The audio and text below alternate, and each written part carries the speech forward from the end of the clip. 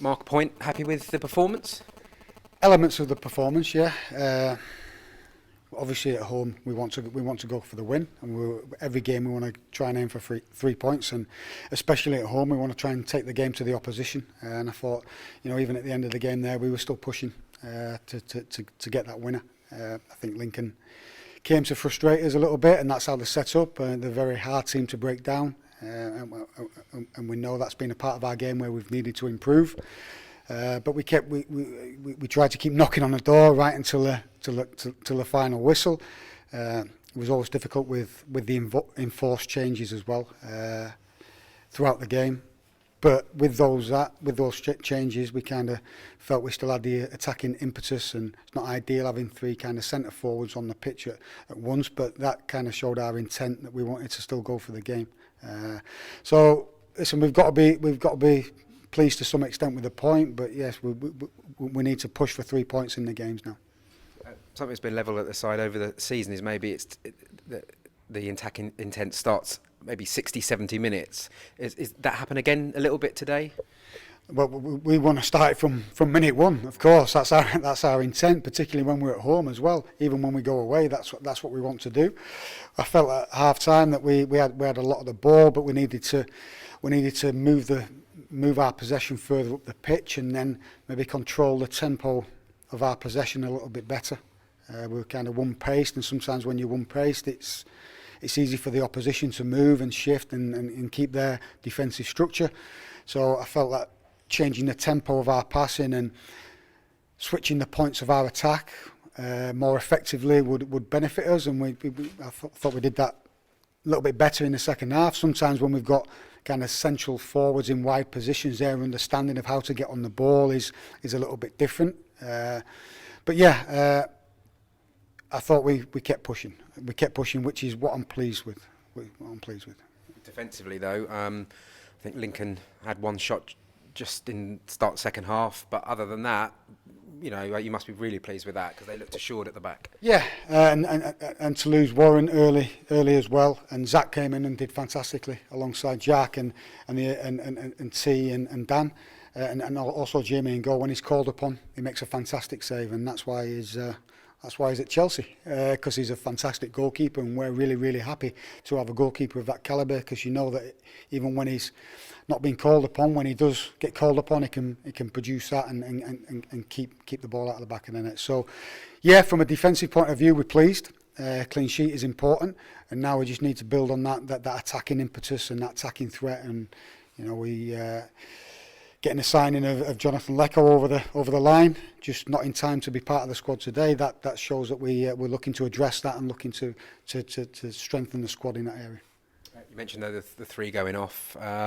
It's really early days, I understand, but any idea of the kind of the seriousness? No idea. I've just kind of given them a pat on the back, all three of them in there, without really speaking to the medical staff now. So we'll assess that overnight and tomorrow morning, and we'll see where we stand with that. But I always try and be positive and hopeful.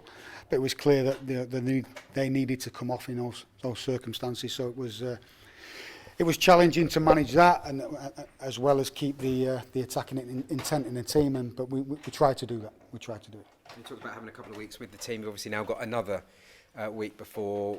Obviously you'll say they're all important. Of course they are, but a big game against Forest Green. Yeah, we'll keep working. We showed, part of our pre-match today.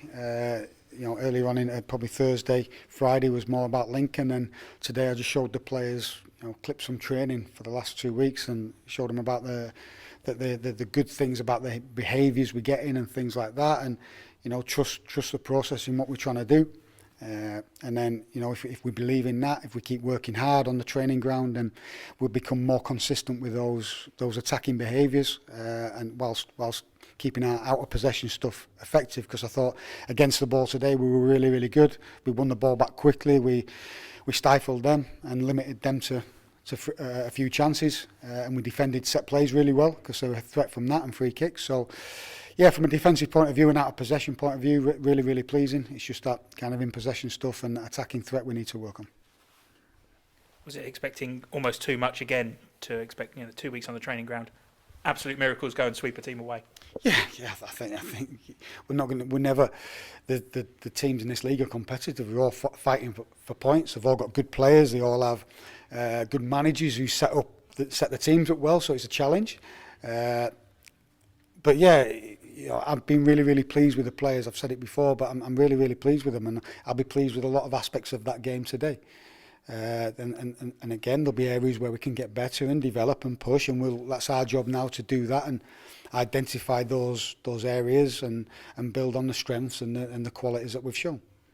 You mentioned it there, Lincoln set up almost to stifle you a little bit. That's something you're going to have to come up against, isn't it? When teams recognise, okay, we could be in for a tough afternoon, they're going to come here and frustrate you.